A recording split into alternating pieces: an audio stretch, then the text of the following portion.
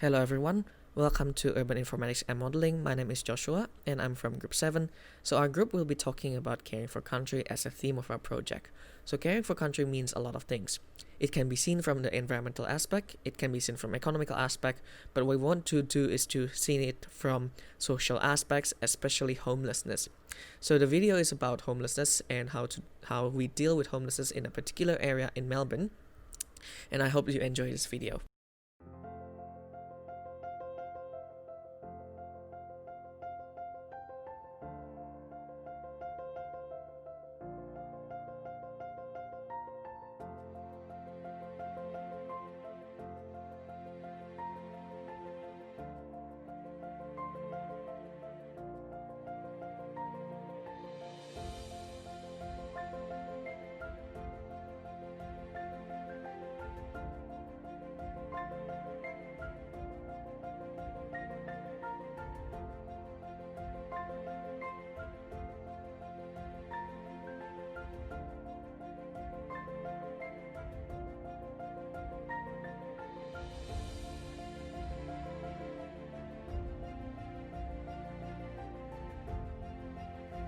So this is our selected site. It's in 57 to 59 Macrae Street, near the corner of the Dandenong Valley Highway and Macrae Street.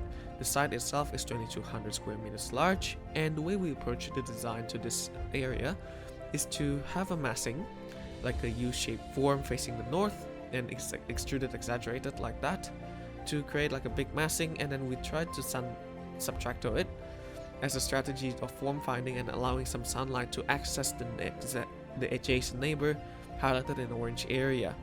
So this is the trimmed mesh that we've achieved, and that's the result of the sun subtracto, and that's going to be like the overall form of our building. And then we try to rationalize the space using voxelizer, and from the voxelizer you can see a little bit of nooks and small blocks that are not going to be used and cannot be used in any condition. So we try to delete it and try to refine it like that.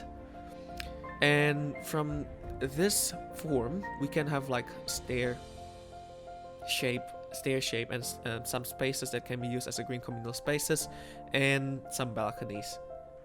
So from the building form we can achieve an optimum sunlight in any season. So you can see here in summer analysis, the sun can be accessed through for the adjacent neighbor and for the building itself. And then this is in equinox. You can still see that both areas achieve optimum sunlight. And in winter, even in winter analysis where the sun is quite low, you can see that almost more than 50% of the building has sunlight access, and also the neighborhood buildings, they have some access as well, minimum of 6 hours. So this is a perspective view seeing from Dandenong Valley Highway towards the Macrae Street, and it looks like the building is really high. However, there are several things that we talk about when just talking about the building height. Firstly, the residential growth zone, which is the zone where the building sits at, doesn't have any restriction on residential type of building.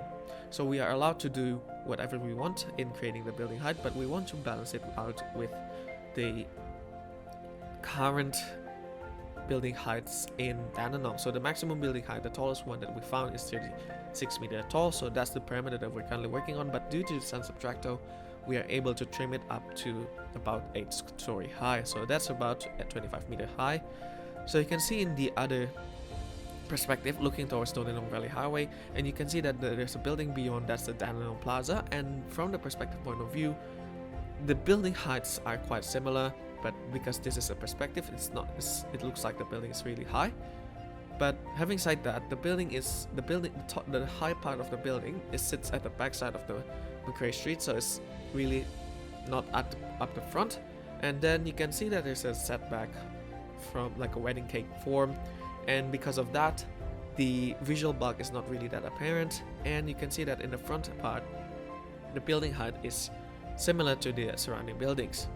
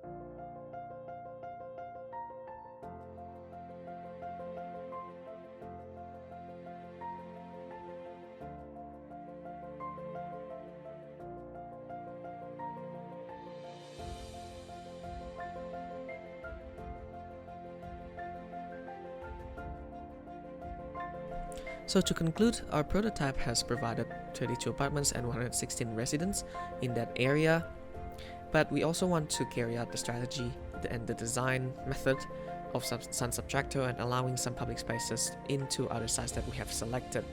So in total we've already covered 9 sites like those, and this image here that has been attached, it shows the estimated amount of quantity of each site, and you can see that site 4 has the most, but currently that site is being developed as an apartment, but that can be future developed as a public housing and can be used something else.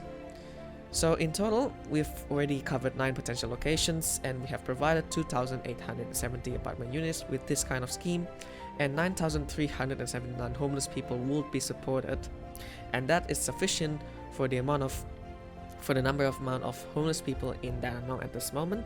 That is about 2,000 from ABS census, and it's estimated about 5,700 is at risk from the city council. However, we understand that there are several weaknesses about this project that we didn't include in the project.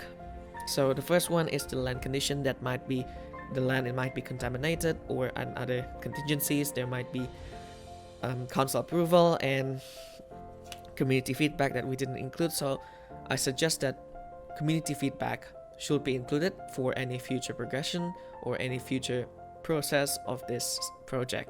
However, this project has served to provide the numbers and metrics that this strategy can be fulfilled to support homeless people that is currently as an issue in Dandenong.